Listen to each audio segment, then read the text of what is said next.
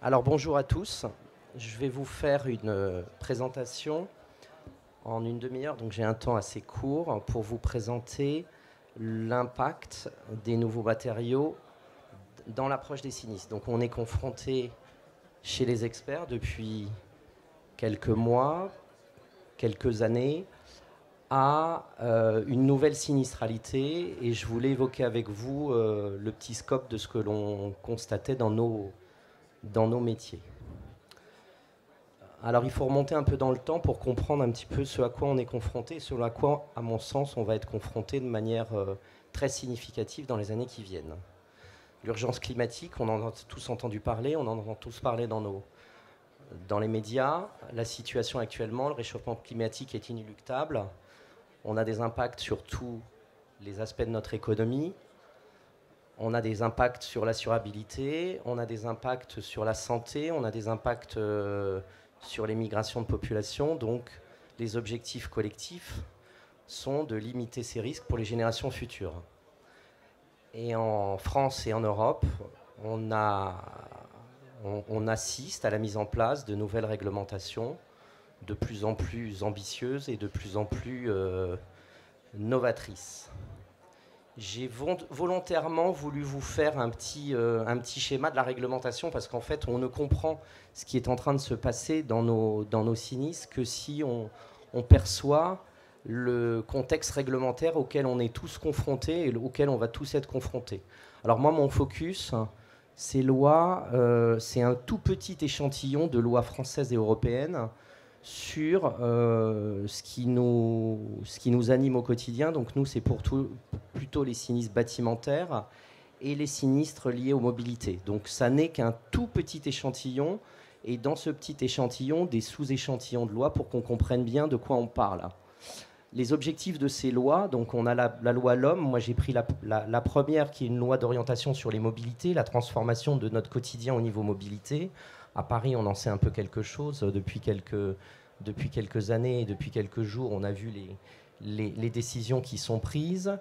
La Convention citoyenne pour le climat, qui est une loi cadre plus globale, le plan France Relance, la loi climat et résilience et la loi européenne DEPB, qui est la directive de performance énergétique des bâtiments, qui est dans la même continuité que toutes les précédentes lois. Alors les objectifs de nos décideurs et de nos politiques sont au nombre de 3. Et pour moi, le quatrième objectif est pour moi écrit, et c'est aussi une des raisons pour lesquelles on voit aujourd'hui l'accélération de ces lois. Donc on veut accélérer la transition énergétique au niveau collectif, on veut favoriser une croissance durable, on veut transformer notre modèle de développement en société neutre en carbone. Et pour moi, le quatrième point qui n'est pas des moindres, c'est de faire de la France et de l'Europe la première grande économie décarbonée. La loi L'Homme, succinctement, c'est une loi de 2019. Elle a mis en place des investissements collectifs de 13 milliards d'euros sur une période de 5 ans, avec plusieurs volets, des solutions nouvelles de déplacement, des transports plus propres, la fin des véhicules à énergie fossile carbonée en 2040, le déploiement des recharges électriques pour véhicules, le déploiement des zones de faible émission urbaine et le plan vélo. Donc déjà, on a déjà une première lecture de ce qui est dans le viseur au niveau de nos déplacements, comment nos déplacements vont être modifiés par cette loi et toutes les lois qui suivent et toutes les lois qui l'ont précédée.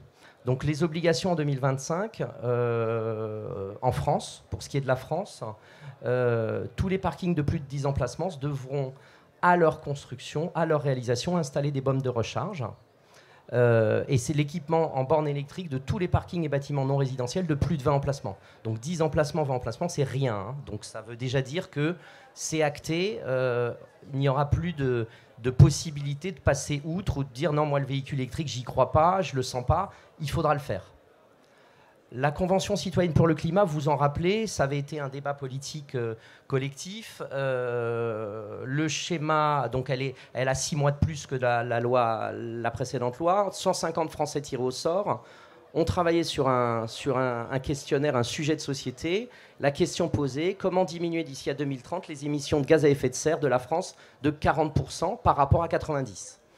Et cette convention citoyenne a livré un rapport avec 149 propositions. Je vous rappelle, juste pour qu'on comprenne un petit peu dans quel contexte on se situe par rapport au monde et à l'Europe, la France émet 0,9% de gaz à effet de serre au niveau mondial. On est le 20e pollueur mondial. Le premier pollueur, c'est la Chine. C'est notre usine collective. Le deuxième pollueur, les États-Unis. Le troisième pollueur, l'Inde, puis la Russie et le Japon. L'Union européenne pèse 6,8% d'émissions de gaz à effet de serre au niveau mondial. Les pays du G20, 75%. Et les pays du G7, 24%. Donc déjà, on positionne au niveau géostratégique aussi les sujets et les problématiques qui ne sont pas forcément les mêmes entre les pays développés, si j'ose dire, et les pays du Sud global dont on parle beaucoup en ce moment. Le plan France Relance, troisième loi que je vous livre ici, donc septembre 2020, 100 milliards d'euros. Donc là, on est après Covid, ou en tout cas dans la phase post-Covid. Le gouvernement s'est dit qu'il va falloir redonner un petit coup de boost à notre économie parce qu'elle s'en est pris un petit coup sur la tête. Et le sujet, c'est de, malgré tout, repasser dans les 3 volets la transition écologique, dotée de 30 milliards d'euros, la compétitivité des entreprises, 34 milliards d'euros, et la cohésion des territoires, 36 milliards d'euros. Donc c'est à peu près un tiers. On redonne un petit coup de boost à nos économies. On a un petit sujet sur nos collectivités locales qui sont aujourd'hui souvent parents pauvres, en tout cas en difficulté de pouvoir avoir des financements ambitieux. Et la transition écologique est toujours au milieu du dispositif. Toujours objectif, on accélère la transition énergétique et on favorise la croissance durable. Pour toujours, l'objectif, faire de la France la première grande puissance décarbonée. Et donc, ce plan France Relance, il a généré 5 mesures au niveau des bâtiments, avec un budget alloué de 5 milliards d'euros, avec la fameuse MaPrimeRénov', dont on entend tous parler, MaPrimeRénov' CoPro, donc pour financer au niveau effectivement de ces financements publics, une partie des transformations des bâtiments, principalement on parle d'isolation, on parle de système de chauffage, on parle de production même d'énergie. Également, ce budget a été également fléché sur de la prime à la conversion de véhicules. Vous savez qu'aujourd'hui, quand vous achetez un véhicule propre, hybride ou électrique, vous avez des remises, des bonus écologiques. Donc la conversion pour les gens qui ont des véhicules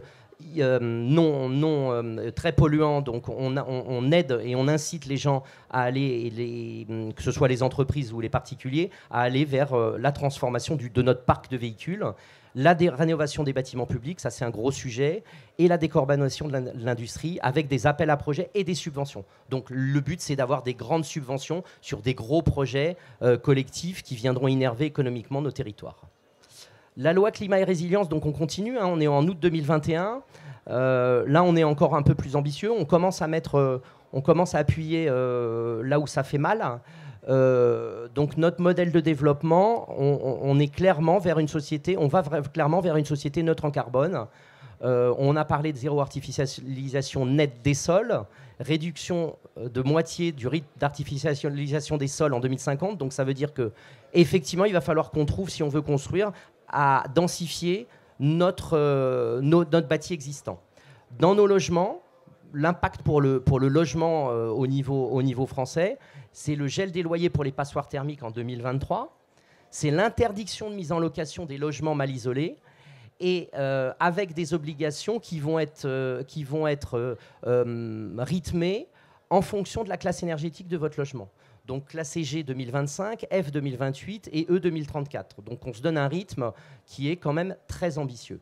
La vente de logements, on ne se rend pas compte de ce que ça va impacter, mais sur la vente de logements, aujourd'hui, demain, après-demain, quand vous vendrez un logement qui sera classé F ou G ou E, vous serez contraint de faire un audit énergétique. L'audit énergétique est beaucoup plus contraignant que le diagnostic de performance énergétique, puisqu'il définit les coûts de transformation de votre logement pour le faire remonter de classe de E à G, de G à F et de F avant. Donc ça veut dire que sur cet audit énergétique, il y aura un montant estimé de travaux qui, vous imaginez, dans la vente de logements, pourra créer des situations pour un vendeur qui n'aurait pas du tout financé, qui n'aurait pas eu les moyens de financer la transformation énergétique de son logement, des grosses négociations, et éventuellement, demain, avec des banquiers qui diront « moi, je finance ton logement qu'à hauteur de son prix, moins les travaux que tu dois faire ». On va être confronté à ces situations-là, de logements qui vont devenir difficilement vendables dans les années qui viennent et qui pourront être tentés d'être peut-être sinistrés, si vous voyez ce que je veux dire, pour régler une partie du problème. Dans le tertiaire, on a également un sujet sur nos bâtiments de plus de 500 mètres carrés, nos surfaces commerciales de plus de 1000 mètres carrés en tertiaire. Sur l'obligation, c'est déjà c'est déjà actif depuis déjà 2 ans, l'obligation de réaliser soit des toitures végétalisées, soit des panneaux photovoltaïques. On devra soit produire de l'énergie, soit végétaliser nos toitures. Dans les transports, les zones à faible émission sont en train de se généraliser, vont devenir ultra contraignantes pour les véhicules polluants.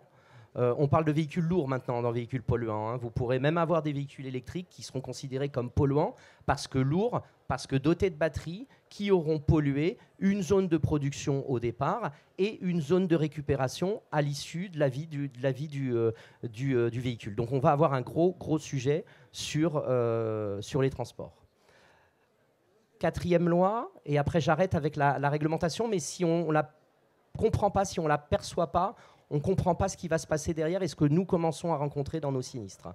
La loi DEPB, donc directive de performance énergétique des bâtiments. Donc là, on est sur une loi européenne, hein. On est le 14 mars 2023, elle est proche de nous. Neutralité climatique en 2050, c'est écrit dans la loi européenne. Elle est très inspirée de la loi française. Le français, on est très en avance sur une grosse partie des pays qui nous entourent avant cette fameuse loi.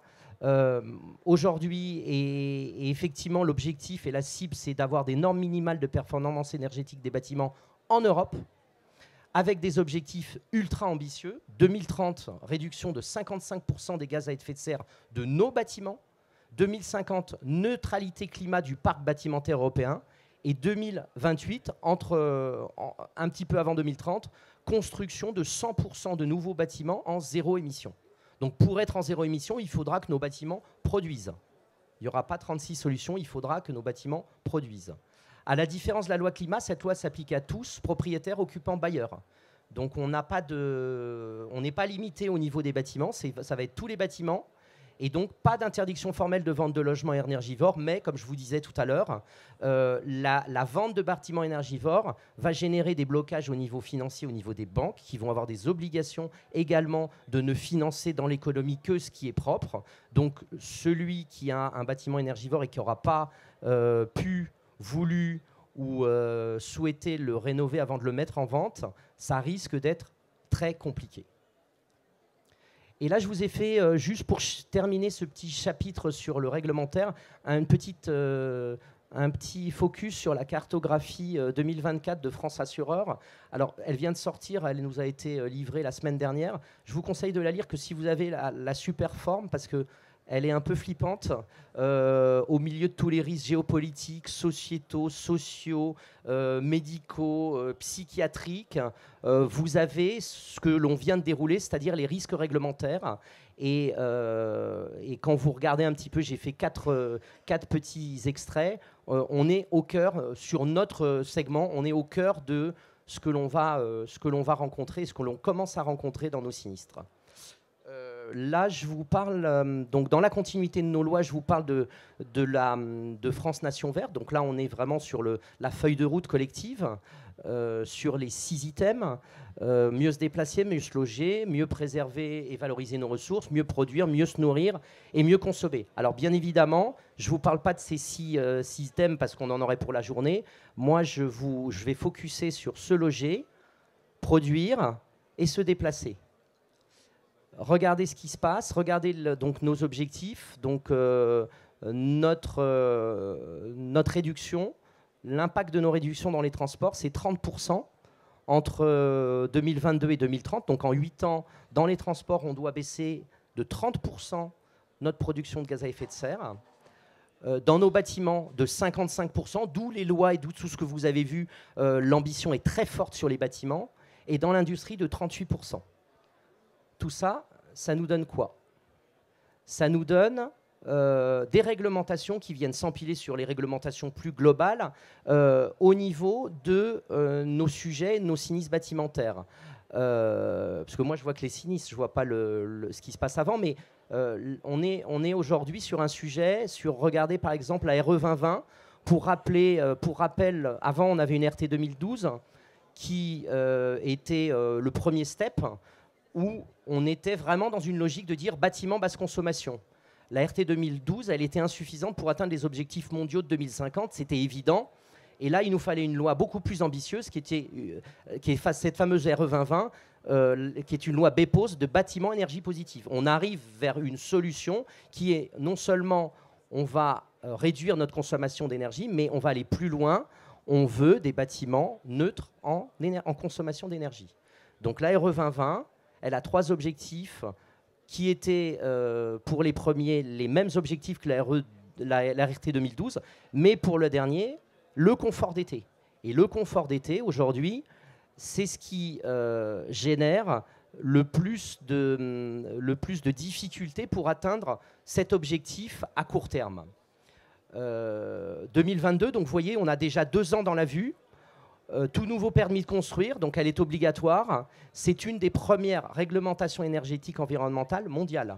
Aujourd'hui, la France fait figure d'élève modèle, en tout cas dans ses ambitions au niveau mondial, sur les sujets de réglementation énergétique des bâtiments. Donc on est sur de la conception bioclimatique de bâtiments, on est sur effectivement l'utilisation de matériaux décarbonés ou à très faible empreinte carbone.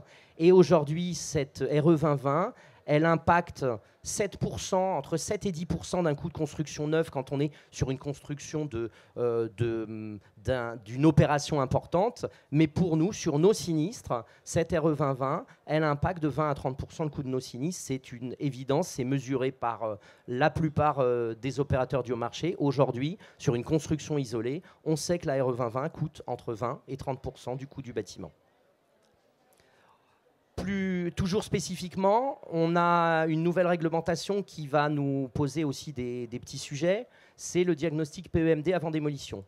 Le maître d'ouvrage est considéré par le législateur comme un producteur de déchets. Le secteur du bâtiment génère la plus grande quantité de déchets collectifs, loin devant beaucoup d'autres types de déchets. 42 millions de tonnes de déchets par an. Ventilés en inerte, non inerte et dangereux. Les dangereux, c'est l'amiante, 2 millions de tonnes. Et 40% du gisement de déchets de bâtiments est collecté en mésange et 0 performance de traitement. On ne sait pas collecter, on ne veut pas collecter, on ne peut pas collecter. Et jusqu'à présent, on ne collectait pas ou on collectait mal. La loi dit la chose suivante. On doit hiérarchiser un mode de traitement. On doit se focuser quand on démolit un bâtiment sur la capacité de réemploi des bâtiments de démolition, de réutilisation, de recyclage, de valorisation ou d'élimination. Donc, là aussi, on veut créer une filière bâtiment vers un modèle plus circulaire et on veut créer de nouveaux modèles économiques. Avec ce diagnostic avant démolition, on a eu 2 décrets en 2021 et 2022. Et aujourd'hui, cette loi, elle impacte l'obligation pour un maître d'ouvrage qui va déposer un permis de démolir de son bâtiment d'un diagnostic PEMD obligatoire avec une obligation de tri 7 flux pour permettre de réutiliser, recycler de manière beaucoup plus efficiente ce que l'on ne recyclait pas ou peu avant. Les sanctions, bien sûr, la loi prévoit des sanctions, pollueur-payeur, donc on va être sur les mêmes sanctions que les sanctions que vous avez quand vous êtes dans des sinistres où vous générez des dommages à l'environnement. Le sujet pour les particuliers est un peu adouci dans la loi parce qu'on a dit, voilà, les particuliers, on pourra reprendre leurs matériaux à compter de juin 2022 sans surcoût. À mon avis, je pense que ça évoluera. Par contre, les professionnels devront payer ce surcoût de frais de démolition et de tri de leurs matériaux de démolition. Et donc, on est en déploiement progressif, ça commence. Je pense qu'on va avoir des sujets sur ce diag. Il y a un autre décret que vous avez tous entendu parler, qui est le décret tertiaire. Donc là, on est sur les bâtiments tertiaires de plus de 1000 mètres carrés. Obligation pour le propriétaire de recenser la consommation énergétique de tous ses occupants, de tous ses locataires, pour atteindre les objectifs de performance énergétique avec une année de référence 2010-2020 et une baisse en 2030 de 40%, de 50% en 2040 et de 60% en 2050. Donc on parle de kilowattheures par mètre carré par an. Le dispositif aujourd'hui, donc, bon, il y a quand même des exceptions. Vous avez vu un bâtiment culturel de défense, sécurité civile et sûreté intérieure. Mais on vise quand même 50% du parc existant. Les conséquences de cette loi, de ce décret, c'est des dispositifs d'aide, de crédit d'impôt, TPE, d'aide bâtiment pour surtout les bâtiments publics, parce que vous imaginez bien que les collectivités locales vont avoir des grosses difficultés à tenir les objectifs. Et les non-atteintes d'objectifs, amendes administratives, donc je vous laisse examiner. Donc voilà ce qui se passe si vous ne rénovez pas vos bâtiments et si vous n'y allez pas à fond. Maintenant, je vais vous parler de sinistres. Là aussi, j'étais obligé de faire un tri. Je ne peux pas vous parler de tout le scope, mais je vais vous parler de sinistres. Un peu sur l'impact, cet impact transport nous génère, à nous les experts et aux assureurs qui sont concernés par nos interventions, évidemment des surcoûts sinistres. Et je vais commencer par vous parler de ce que l'on a aujourd'hui en progression de véhicules électriques sur notre territoire. Voyez les objectifs, on a des subventions, donc on incite à l'achat de véhicules électriques, on crée des aides également pour les vélos à assistance électrique, les trottinettes électriques. Donc voilà, le parc est en train de gonfler. Mais bien évidemment, on commence à découvrir aussi une sinistralité d'emballement thermique de batteries. Donc ça, c'est une réalité sur les batteries lithium-ion. Aujourd'hui, une batterie lithium-ion a effectivement une faiblesse au niveau de sa conception parce que cette batterie est très fragile. Quand sa coque externe est endommagée, cette batterie peut générer des sinistres liés à l'emballement thermique et générer des sinistres. Là, on est sur un module de batterie d'un véhicule qui n'est pas un véhicule de petite mobilité, qui est vraiment un véhicule, une voiture. Vous voyez, donc là, on a ces sujets-là. On a donc également sur les batteries lithium-ion, on parle de batteries lithium-ion de plus petit équipement. Aujourd'hui, vous imaginez que dans les feux domestiques de batteries lithium-ion, vous en avez un par semaine et par SDIS. Moi, j'avais pris l'exemple du SDIS 78. Faites le calcul du nombre de SDIS en France, multiplié par le nombre de semaines, et imaginez le nombre d'impacts liés à nos batteries lithium-ion dans nos sinistres, bâtimentaires. On a des sériels observés, donc je vous fais, quand vous allez sur la liste des sériels que vous pouvez imaginer, c'est hallucinant. On passe à côté obligatoirement de dossiers sinistres, de sériels dans nos sinistres, parce que d'abord, de toute façon, on a souvent plus de vestiges, mais la réalité, elle est quand même là. On a également une sinistralité sur les véhicules de tourisme dont on parlait tout à l'heure, sur les batteries amovibles de vélos et de trottinettes, c'est un sujet. Donc voilà, donc c'était juste un petit échantillon pour vous dire, voilà, sur la mobilité, voilà ce que ça nous impacte. Je ne suis pas rentré dans le sujet du stockage de ces batteries. Aujourd'hui, il n'y a pas de réglementation concernant le stockage de ces batteries. Vous pouvez avoir 5000 batteries lithium-ion stockées dans un entrepôt ou au pied d'un immeuble d'habitation. Aujourd'hui, il ne se passe rien réglementairement, vous n'avez pas de contraintes. Assurantiellement, je pense que les assureurs vont créer des contraintes, ou en tout cas des obligations, mais réglementairement, pour l'instant, vous n'avez pas de contraintes. Dans les bâtiments, il y a un petit sujet, moi, qui m'interpelle aussi et qui interpelle mes confrères qui interviennent France entière aujourd'hui, c'est l'impact des sinistres sur l'utilisation de nouveaux matériaux, donc sur les coûts indemnitaires, sur l'occurrence de sinistres et parfois même, et souvent sur des impacts combinés, en dommages déjà, et en RC Construction, on a le pendant et le miroir de ce que l'on constate, nous, en dommages, les impacts réglementaires, des impacts sur les pratiques et des impacts sur les responsabilités.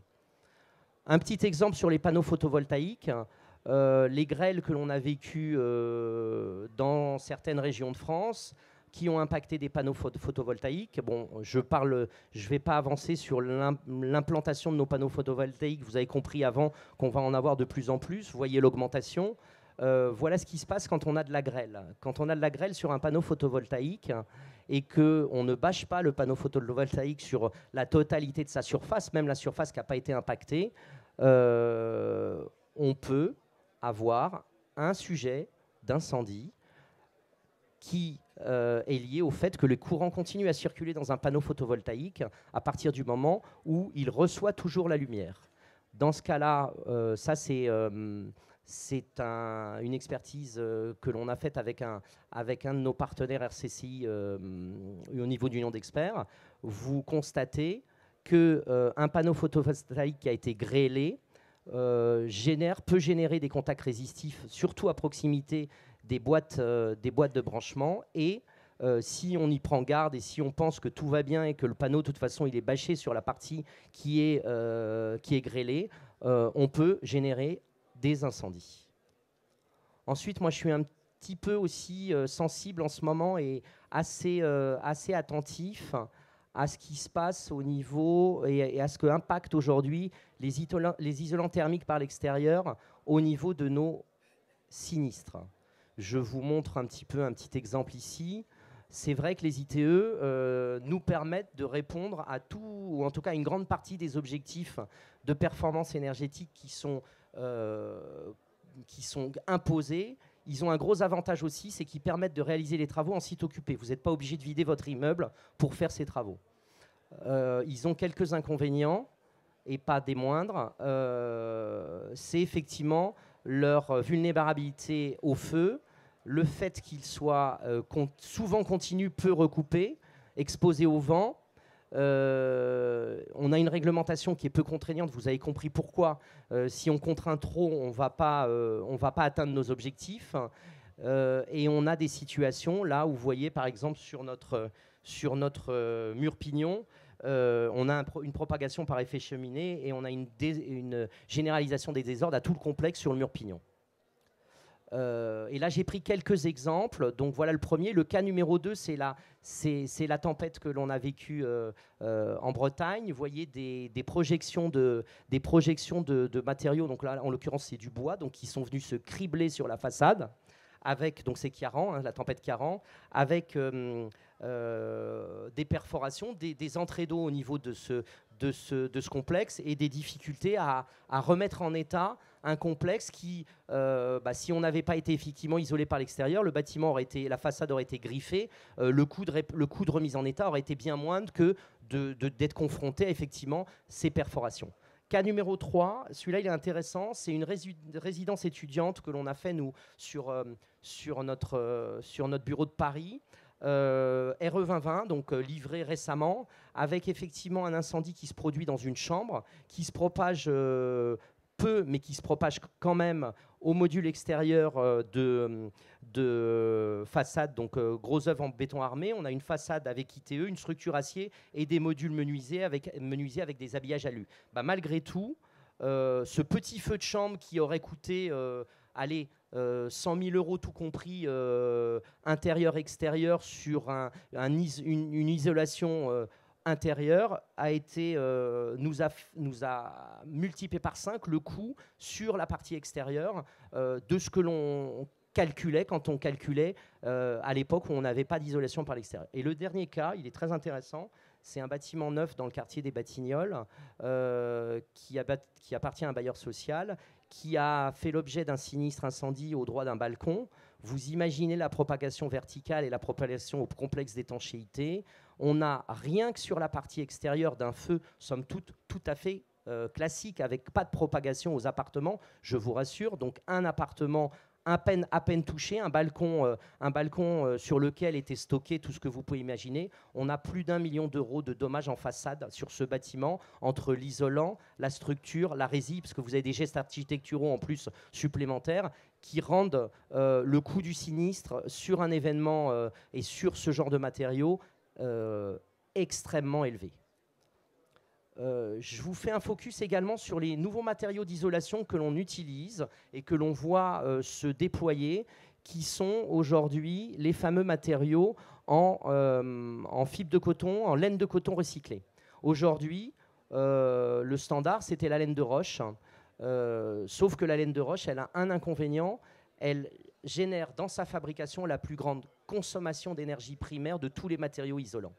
Donc quand je la compare à la laine de coton recyclée, elle est à plus de 2,5 fois l'énergie nécessaire pour fabriquer de la laine de coton recyclée, qui est somme toute du recyclage de fibres textiles, soit des chutes de l'industrie textile, soit du recyclage de vêtements usagés qui ne peuvent pas être portés et qui sont recyclés. Donc, vous voyez le sujet. La conductivité thermique entre la laine de roche et la laine de coton, elle est pas très différente de l'une à l'autre. Le confort d'été, et là, vous mesurez, je vous parlais du confort d'été en RE 2020, 8 sur 20 en laine de roche, 18 sur 20 en laine de coton recyclé. Il n'y a vraiment pas photo. Vous n'atteignez pas 18 sur 20 avec les matériaux d'isolants, les isolants qu'on utilise en classique, et vous atteignez 18 sur 20, un confort d'été optimal avec cette laine de coton.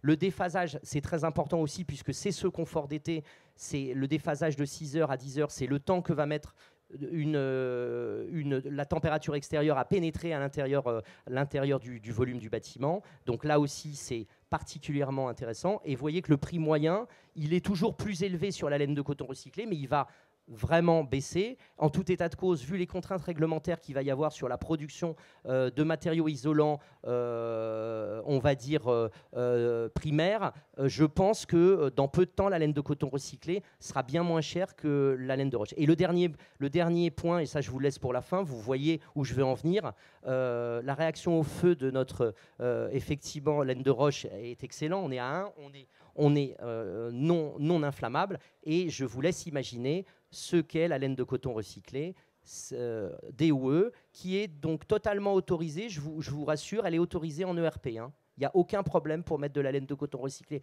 en ERP, à condition qu'elle soit derrière une paroi en plaque de plâtre. Et donc voilà, un beau sinistre généré par cette... je vous explique le contexte. On est sur un bâtiment dans le cœur de Paris, on est dans le quartier d'Opéra. C'est un bâtiment haussmannien, post-haussmannien, on est un bâtiment de 1908, qui était le siège social d'une compagnie d'assurance américaine en 1908, qui est devenue une copropriété. Copropriété de bureaux, donc avec plusieurs copropriétaires. Des travaux sur un plateau de 900 mètres carrés, avec une coactivité. Des plaquistes et des deux plaquistes qui posaient de l'isolant, et ce fameux isolant, hein, la fameuse laine de coton, et deux plombiers qui étaient en train de souder et de passer des tubes en plafond. Donc vous aviez les ballots d'isolant à disposition sur le chantier, disposés tous les 5-6 mètres, à l'avancement des compagnons, donc 2 plus 2. On était un peu en retard sur le chantier puisqu'on travaillait le samedi matin, donc il y avait que ces 2 plus 2 qui travaillaient. Donc travaux par point chaud. L'isolant a été impacté par juste une petite escarbille. L'embrasement s'est fait immédiatement et s'est généralisé très très vite au bâtiment. Déjà à la totalité de la surface de ces 900 mètres carrés, puis s'est propagé par l'arrière du bâtiment aux parties communes. Évacuation de la fumée, ce que vous voyez, la partie centrale, c'est une cour intérieure. Propagation de niveau en niveau, escalier de service, cour intérieure. Enjeu final du dossier, 16,5 millions. Voilà le scan 3D. Donc on voit qu'on est effectivement dans un étage intermédiaire. Vous voyez la zone... j'ai pas de pointeur. Si, j'ai un pointeur? Non. Donc la zone des pare-feux est située ici.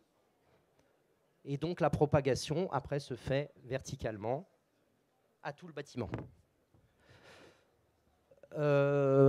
Deuxième cas équivalent sur ce même isolant, c'est une photo d'illustration, hein, je vous rassure, ce n'est pas la photo réelle. On a un sinistre pendant une intervention en toiture. On a une entreprise qui intervient en toiture sur un bâtiment de ce type, un couvreur, qui traitait un point d'infiltration à l'aide d'un... il travaillait par point chaud. En contrebas, vous aviez des faux plafonds qui venaient fermer un volume de bureau, et sur ces faux plafonds était déroulé ce fameux isolant. Voilà ce qui s'est passé, voilà la réalité derrière. Donc cette culture et cette connaissance du risque, elle n'était absolument pas maîtrisée. Et voilà, on a un petit sujet sur ces isolants.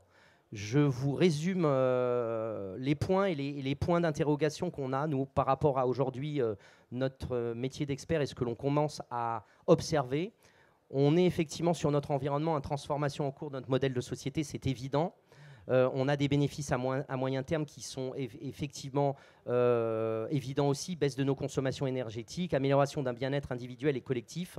C'est une certitude. Par contre, sur nos métiers de la sinistralité, du dommage aux biens et de la construction, on sent, on voit malgré tout un coût de la sinistralité en augmentation à court et moyen terme, une vulnérabilité plus forte de nos bâtiments à certains événements. On parlait des tempêtes, on vient de parler des incendies, des développements de techniques non courantes, parce qu'il va falloir expérimenter tout ça. Le recul sur cette sinistralité, on ne l'a pas encore, on l'aura dans 5 ou 10 ans. Des modifications de pratiques. On a également de l'augmentation des coûts indemnitaires, c'est une évidence au niveau de nos garanties annexes, démolition et déblais. Les frais de mise en conformité, pour moi, ça va être un gros sujet dans les années qui viennent, et déjà aujourd'hui, limité ou non dans les contrats, les honoraires techniques. Aujourd'hui, on va avoir de plus en plus d'intervenants techniques dans nos dossiers. Les bureaux d'études thermiques vont être des constantes et des obligations dans nos dossiers. En RC, les risques RC assurantiels vont être accrus pour les producteurs de matériaux. Les risques RC et assurantiels vont être accrus pour les participants à l'acte de construire. Je pense certes aux maîtres d'œuvre, mais surtout aux bureaux d'études. Il va y avoir des très très gros sujets. Il y a déjà des gros sujets et il y en aura de plus en plus, me semble-t-il. J'ai jeté également quelques pistes de réflexion. Elles ne seront pas les seules, mais je pense qu'on avancera en marchant et ça n'est un premier échantillon de ce qu'on commence à voir. Je pense que des réunions de travail pluridisciplinaires sur les sinistralités émergentes seront utiles à tout le monde. À nous, aux assureurs, aux risk managers. Il y a des vrais sujets collectifs, des retours d'expérience aussi entre experts et professionnels de la gestion des sinistres, gestion des risques et sur des problématiques ciblées. Moi, je pense qu'il y aura des sujets.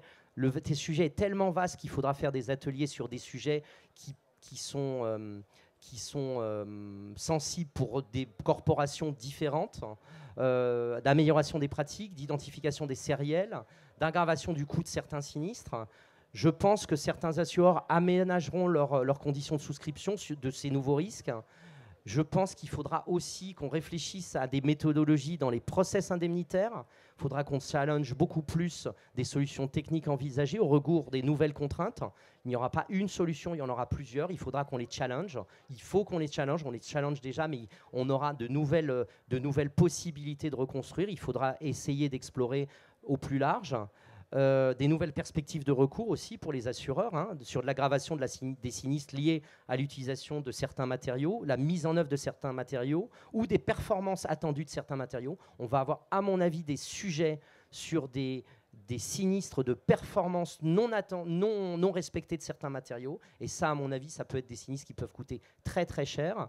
Et je pense que collectivement, il faudra aussi qu'on fasse une éducation et une pédagogie à chacun d'entre nous, à tous les utilisateurs, sur les comportements à promouvoir à destination de tous, que ce soit les professionnels, les particuliers, l'appétence au risque, la maîtrise du risque, la culture du risque. Je pense qu'on ne l'a pas totalement en France. Il y a des pays qui la maîtrisent beaucoup mieux que nous sur des sujets sur lesquels ils ont été confrontés. Là, pour l'instant, personne ne le mesure, à part nous, les experts et les assureurs, certains assureurs et certains risk managers. Mais je pense qu'il y a vraiment ces pistes de réflexion qu'il faudra explorer pour améliorer, parce que moi, je ne peux pas me contenter de me dire bon, bah, ça brûlera plus, on ne peut rien y faire et tant pis pour nous, quoi. Je pense que là, on est au début d'une nouvelle ère et je suis convaincu que c'est l'intelligence collective et pas individuelle qui permettra d'avancer. Et je vous remercie pour votre attention. J'ai fini, je pense, je suis bien dans le timing. Je suis super dans le timing, j'ai bien déroulé, donc je suis ouvert à toutes les questions. Non, mais comme ça, je laisse des questions parce que souvent, je déroule et je dis il n'y a pas de questions, n'y allez pas. Donc s'il y a des questions, je fais passer un micro et j'essaierai d'y répondre. J'ai peut-être pas forcément des réponses à tout, mais en tout cas sur effectivement les... Si quelqu'un a des questions... C'est clair, j'ai été super clair. Ouais, okay. Ça vous a fait peur, hein? En tout cas, on peut l'applaudir, merci. Hein? Merci. Merci à vous.